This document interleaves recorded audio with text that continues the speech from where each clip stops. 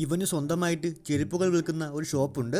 അതുകൂടാതെ വ്യത്യസ്തമായ ചെരുപ്പുകളും ഷൂകളും ആൾക്കാരുടെ ഇഷ്ടത്തിനനുസരിച്ച് ഉണ്ടാക്കി കൊടുക്കാറുമുണ്ട്. അങ്ങനെ ഇരിക്കും ഒരു കസ്റ്റമർ വന്നിട്ട് ഈ ഷൂ എന്റെ അളവിൽ തയ്ച്ച് വെക്കണം, ഞാൻ വൈകിട്ട് 6 മണിയാകുമ്പോൾ വന്ന് വാങ്ങിക്കാം എന്ന് പറയുകയാണ്. അവന്റെ മെഷീൻ കേടായതുകൊണ്ട് അച്ഛന്റെ പഴയ മെഷീൻ ഉപയോഗിച്ച് ആ ഷൂ തയ്ച്ച് വെക്കുന്നു. എന്നിട്ട് അവന് വേണ്ടി കാത്തിരിക്കാൻ തുടങ്ങി. 6 മണി കഴിഞ്ഞിട്ടും പുള്ളിക്കാരനെ കാണാത്തതുകൊണ്ട് ആ ഷൂ ഒന്ന് ഇട്ടു നോക്കാമെന്ന് അവൻ തീരുമാനിക്കുന്നു. ഇട്ടിരുന്ന ഷൂ അഴിച്ചു കളഞ്ഞിട്ട് ആ ഷൂ എടുത്തിടുന്നു. എന്നിട്ട് കണ്ണാടിയിൽ നോക്കിയ സമയത്ത് രാവിലെ ഷൂ ചോദിച്ചു വന്ന ആ കസ്റ്റമറിന്റെ രൂപം പോലെ അവന്റെ എൻ്റെ ബോഡി അതുപോലെയായി മാറി. ആ ഷൂ അഴിച്ചു കളഞ്ഞപ്പോഴത്തേക്കും തിരിച്ച് പഴയ രൂപത്തിലേക്ക് പോവുകയും ചെയ്തു. ഇതൊക്കെ സത്യമാണോ എന്നറിയാൻ വേറൊരാളുടെ ഷൂ എടുത്ത് പരീക്ഷിച്ചു നോക്കി.